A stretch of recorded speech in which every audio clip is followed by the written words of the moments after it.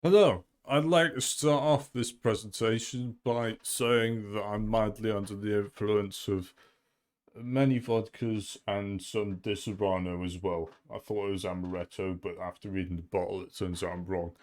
Anyway, welcome to my Tedtholomew Talk, Drunk Edition. Now, must admit there's no real direction to this. I kind of just threw some shit together and hope for the best, as what I do with most things in my life, to be honest. But I think it's quite detailed and probably quite insightful, and hopefully you'll find some use in this particular presentation. You probably won't because half of it's outdated anyway, but I digress. This is the F-14, otherwise known as a plane from Top Gun, or Top Gun Maverick, depending on which film you have or haven't seen. Maybe you've seen both. If you have, good on you. They're both fucking brilliant films. Next slide. This particular plane, I believe, is the B variant, based off the livery and the engine nozzle design. As you can see, on the B and D variant, the engine nozzle looks pretty cool. However, on the A variant, they look like the engine equivalent of a cat's anus. I used to dislike this plane on the premise it used to throw a shadow on the F-111, which was the original OG fantastic variable geometry wing aircraft, which was infinitely better than the A-10, but I'll go into that in a little bit more later.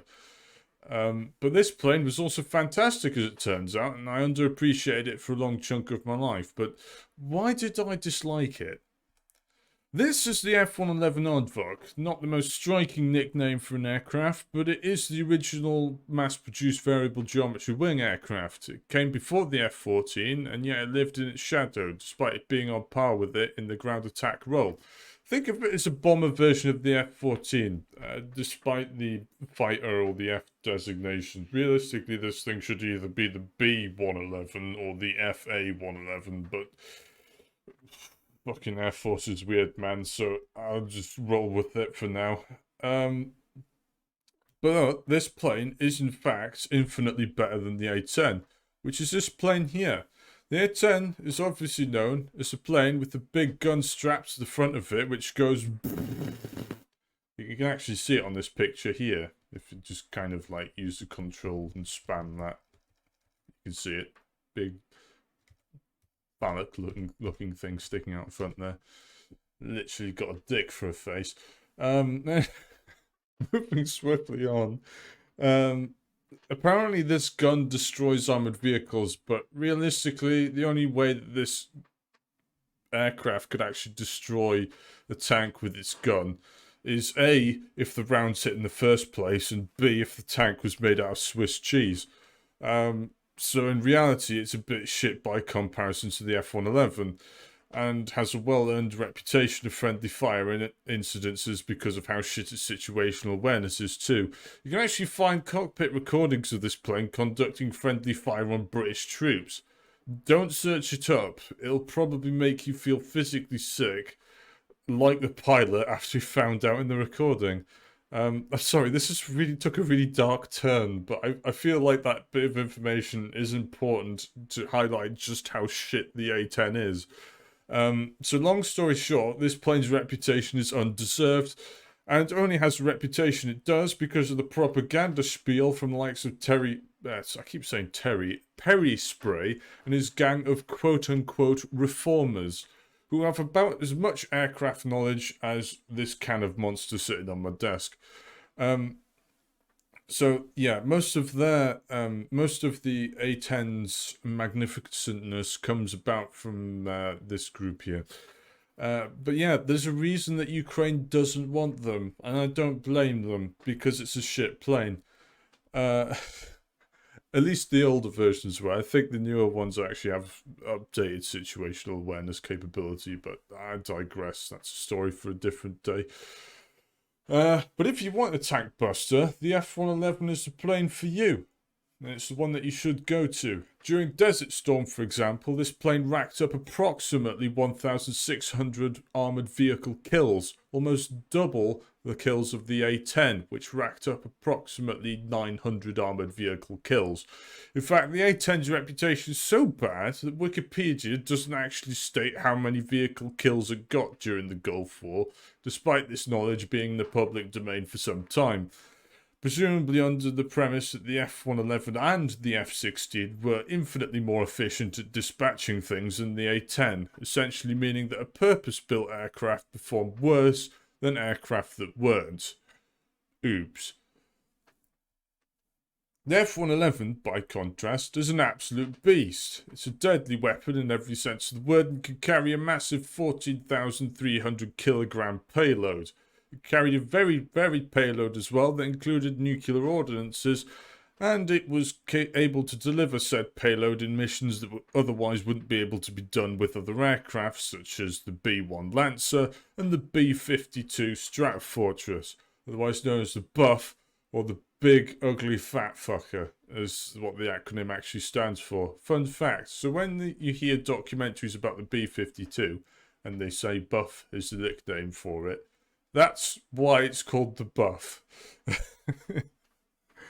In retiring this plane, the US Air Force lost a large chunk of its long-range strike capability, to which they're still unable to fill to this very day, even with modern aircraft. It had unparalleled range, unparalleled payload, and perhaps most of all, unparalleled speed.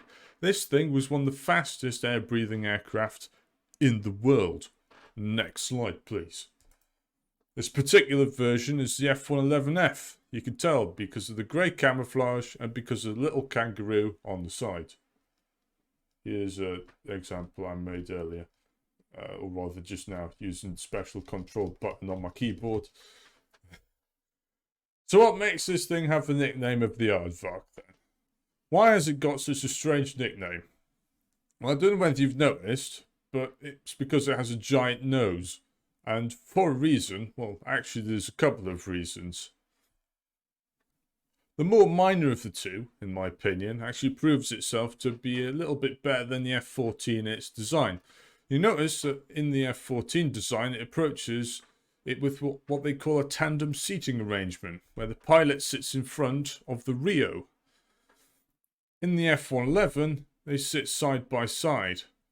But on top of that, if that wasn't enough, this plane, in doing so, with the side-by-side seating arrangement, gives the middle finger to Neil deGrasse Tyson, of all people. You might be thinking, well, why is that? You see, he tweeted that during Top Gun Maverick, Tom Cruise flying the Dark Star would not be able to survive an ejection at Mach 10. Now, the F-111 obviously doesn't fly at Mach 10, it flew at back Mach 2.5, which I should add is faster than the F-14's Mach 2.34.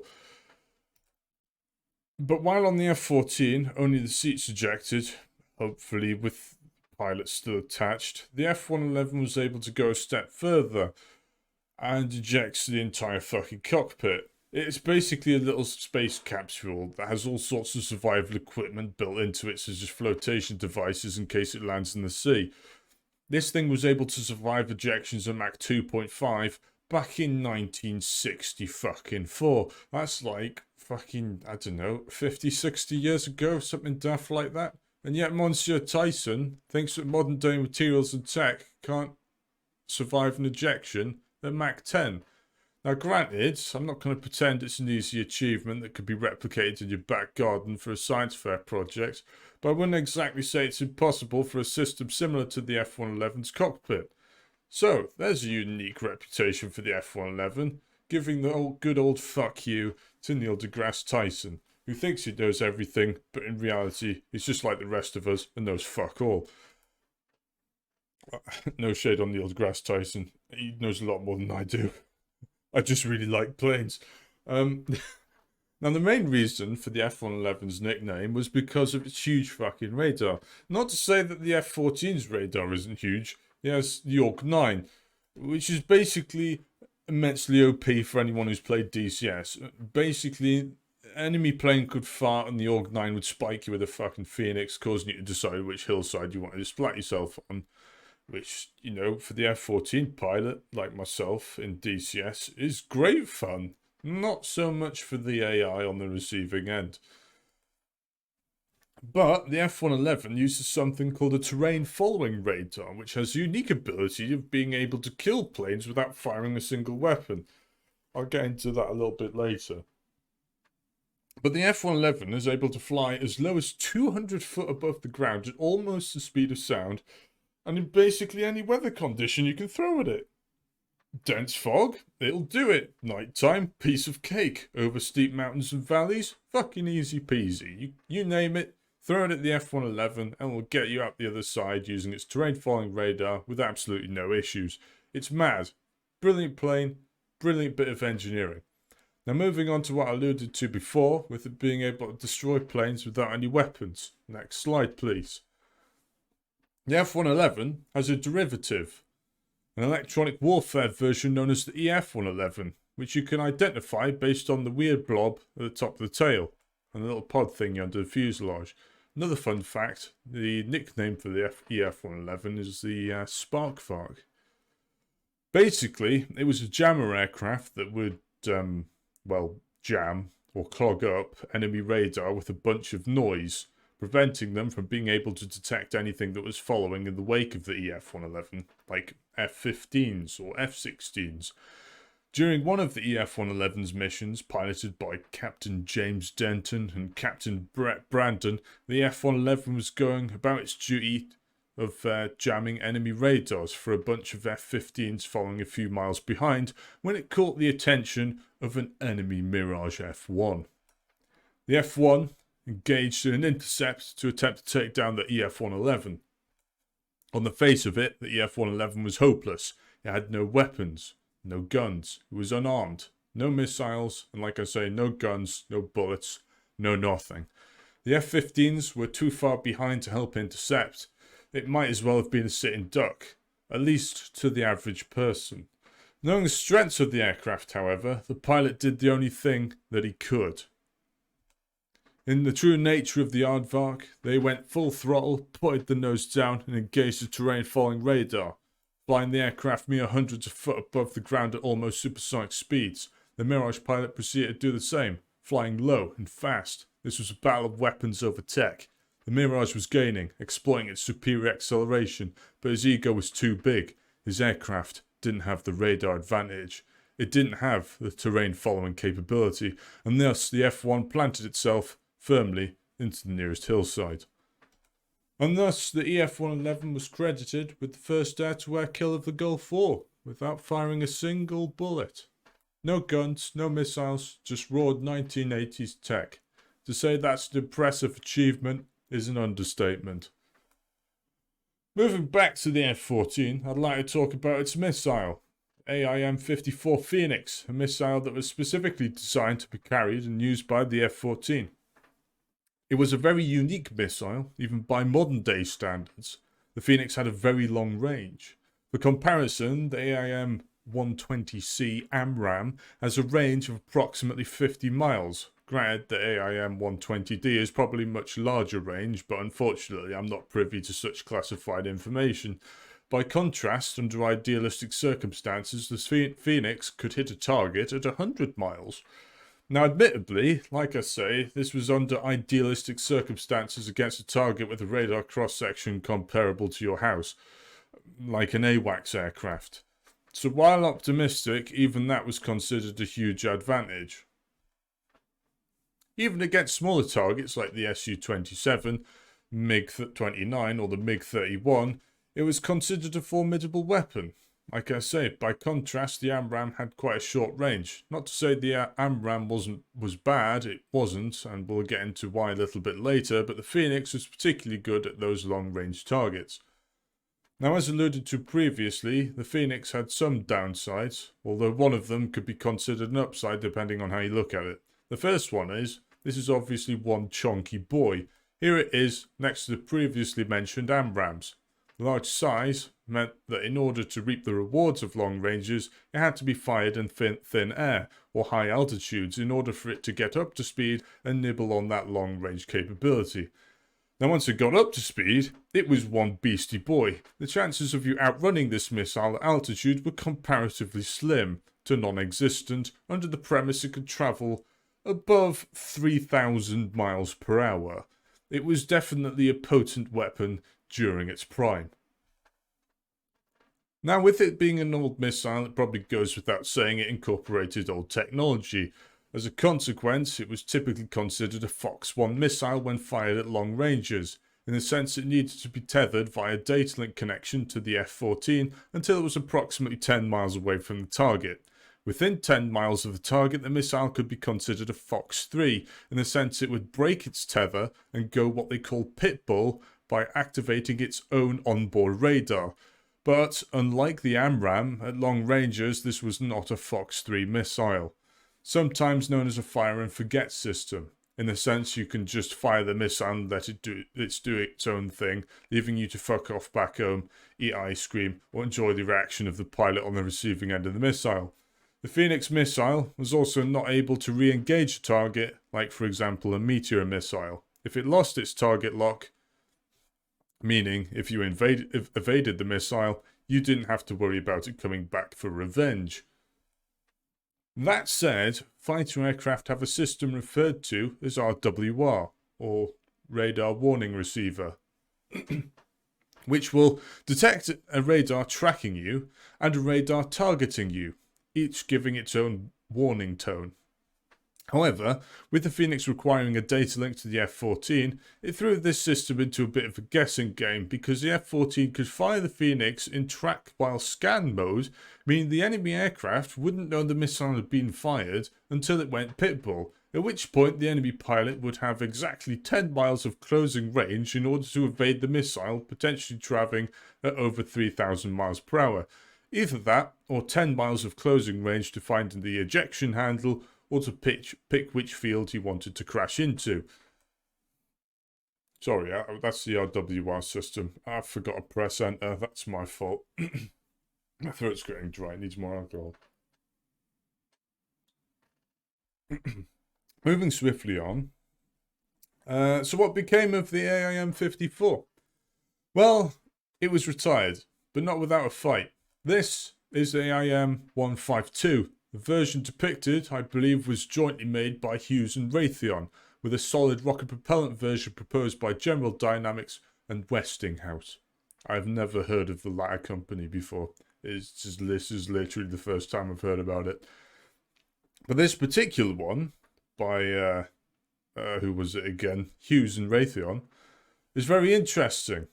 Not only was it comparable to the AMRAAM in the sense it was a Fox 3 fire and forget missile, but it also primarily utilised a ramjet as opposed to the Phoenix's solid rocket propellant. Ramjets are particularly fun because they don't really have any moving parts and are very efficient at high speeds, but they need to get to those high speeds to work properly.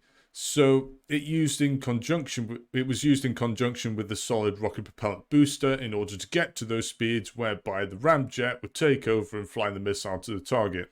Very efficient design, which increased the range of the missile to approximately 115 miles from the Phoenix's 100 miles. You can also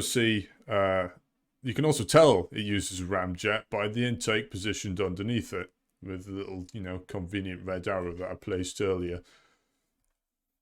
Unfortunately, the 152 never progressed past the prototype stage. As you can see on the missile, it has the serial number 0001, and thus with the collapse of the Soviet Union, it was deemed the missile was no longer needed and the project was cancelled. However, there are other missiles starting to be developed by the US to fill in this long-distance niche, such as the AIM-260 currently being developed by Lockheed Martin, although nobody in the general public really knows anything else other than it supposedly exists. Now, unfortunately, as history dictates, the final variant of the F-14, the F-14D, was retired from the US service along with the Phoenix missile, and like the F-111, it left a large capability gap in the US military. It was replaced by the inferior FA-18. Legend has it that the Secretary of Defense, Dick Cheney, which is a very coincidental name, I think, had a raging boner for any company that wasn't Northrop Grumman, probably because of the cost overruns concerning the B-2 Spirit stealth bomber. But they didn't go down without a fight. While Boeing proposed the F-A-18 to replace the carrier fighters, Northrop went balls to the wall and produced the F-14 ST-21 concept, otherwise known as the Super Tomcat 21. To say this aircraft would have been a beast is an understatement. If the F-14 was one of the best aircraft out there for its time, this might as well have been God by comparison.